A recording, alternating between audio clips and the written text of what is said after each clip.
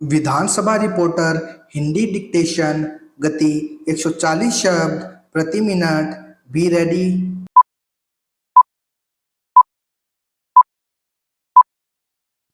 Start. माननीय अध्यक्ष महोदय, हमारा देश एक कृषि प्रधान देश है जहां करीब 50% लोग किसी न किसी रूप में खेती बाड़ी से या कृषि क्षेत्र से जुड़े हैं और उसी से अपना निर्वाह करते हैं। यदि आप एक किसान के जीवन पर दृष्टि डालें तो आप यह देखेंगे कि उसका खेत बड़ा हो या छोटा, वह और उसका परिवार बराबर खेती के काम में व्यस्त नहीं रह सकता। उसे काफी समय बेकार रहना होता है। इसका कारण यह है कि वह साल भर खेती का काम नहीं कर पाता है और कुछ समय के लिए उसे बेरोजगारी का सामना करना पड़ता है। दूसरे रोजगार की खोज में वह अपना घर छोड़कर नहीं जा सकता क्योंकि खेती के काम में कभी-कभी निरीक्षण की आवश्यकता होती है और यदि उस पर ध्यान नहीं दिया गया तो एक किसान द्वारा की गई सारी मेहनत पर पानी फिर जाता है। यदि बेकारी का वह सब समय जब किसान व्यस्त नहीं होता खाद्य तैयार करने के काम में लगाया जाए तो देश भर की आवश्यकता के अनुसार खाद्य मिल सकती है। ऐसी अवस्था में कोई भी कम मजदूरी का प्रश्न नहीं उठाएगा क्योंकि यह काम तो ऐसे समय में किया जाएगा जो बिल्कुल खाली समय होगा। उस खाली समय में किसान कुछ न कुछ कमाएगा ही और वह कमाई ऐसी भी नहीं है कि उसका कुछ भी मूल्य न हो। कम से कम वह अपने लिए तो इतना कपड़ा तैयार कर ही सकेगा जिससे उसको बाजार से कपड़ा न खरीदना पड़े।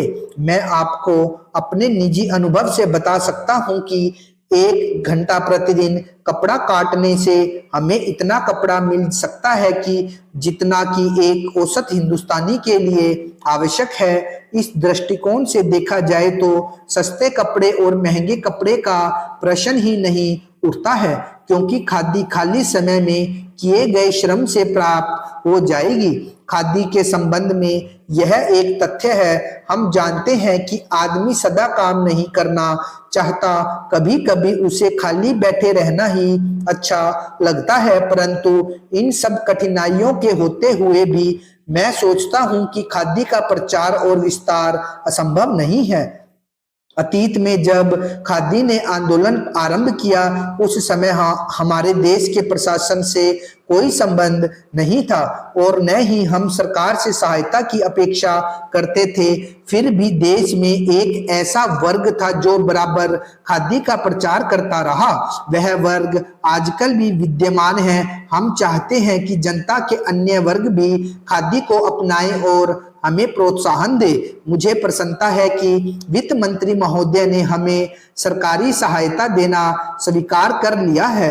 एक प्रश्न यह उठाया गया है कि महिलाओं की साड़ियां बहुत महंगी पड़ती है। मेरे विचार में यह प्रश्न प्रासंगिक नहीं है। मैं नहीं सोचता हूं कि महिलाओं को दिन भर में इतना अधिक काम रहता है कि वे 1 घंटा काटने के लिए नहीं दे सकती। आज कृषि के काम में पुरुषों के साथ महिलाएं भी बराबर काम करती है और स्थिति ऐसी हो गई है कि महिलाओं के बिना कुछ कार्य नहीं किए जा सकते हैं। चाहे खेती का कार्य हो या अन्य कोई कार्य हो, महिलाओं की भागीदारी सभी कार्यों में बराबरी की रहती है। वैसे तो आज शहरी क्षेत्रों में पुरुष तथा महिलाओं की बराबरी की चर्चा की जाती है और वहां महिलाएं पुरुष के साथ कंधे से कंधा मिलाकर काम भी कर रही है, लेकिन ग्रामीण एवं विशेष रूप से कृषि क्षेत्र भी इससे अछूता नहीं रहा है।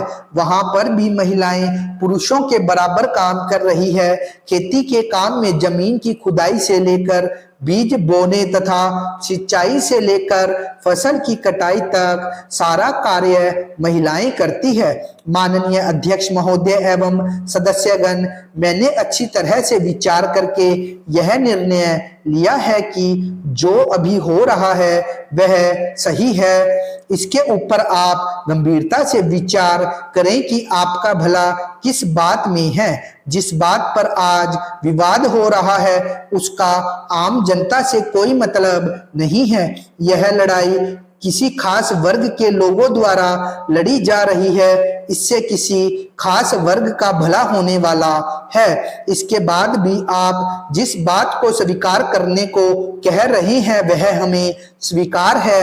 मैं इस मामले की गहराई में नहीं जाना चाहता हूं, फिर भी आपके न चाहने के बाद जिस रूप में इसे यहाँ प्रस्तुत किया गया है उसी रूप में मैं इसे पढ़कर सुनाना चाहता हूँ। नेताजी कह रहे थे कि हमें उन लोगों से कोई मतलब नहीं है जिन लोगों को इस देश से प्रेम है। हम तो उन लोगों को यह बताना चाहते हैं जो इस देश में रहते हैं तथा इस देश में खाते हैं और प्रेम किसी अन्य देश से करते हैं। देश की स्थिति कैसी भी हो यह हमें अपने आधार को मजबूत बनाने में मदद करता है और सच्चा देश प्रेम सिखाता है। जो देश पर कुर्बानी देते हैं, देश पर अपना सर्वस्व लुटाते हैं, उन्हें आप देशद्रोही कहते हैं और जो देश में रहकर देश विरोधी गतिविधियों को चलाते हैं उन्हें आप देशभक्त कहते हैं। मैं आपसे सहमत नहीं हूं। माननीय महोदय, आपने तो इतिहास पढ़ा है, आप इतिहास के अच्छे जानकार हैं। आपको जानकर आश्चर्य होगा कि विदेशी लोग हमारे इतिहास की समीक्षा कर रहे हैं। जिन्हें हमारे इतिहास और धर्म के बारे में कोई जानकारी नहीं है, वे ही उस इतिहास के समीक्षक बनेंगे तो आप उनसे क्या उम्मीद करेंगे। मैं तो दुनिया से यही आग्रह करता हूं कि वे भारतीय इतिहास एवं दर्शन का पहले अच्छी तरह से अध्ययन करें और अनुभव करें कि यह कितना गहरा एवं प्राचीन है तथा इसके अध्ययन से हमें कितना लाभ मिलेगा। आप फिर पाएंगे कि लोग हमारे वतन की कितनी इज्जत करते हैं और हमारा विश्व में कौन सा स्थान है। महोदय, मैं आपको यह बतलाना चाहता हूं कि हम और हमारा संगठन एक अनुशासित संगठन है। हम जो कहते हैं वही करते हैं। हमने वही किया जो सही था।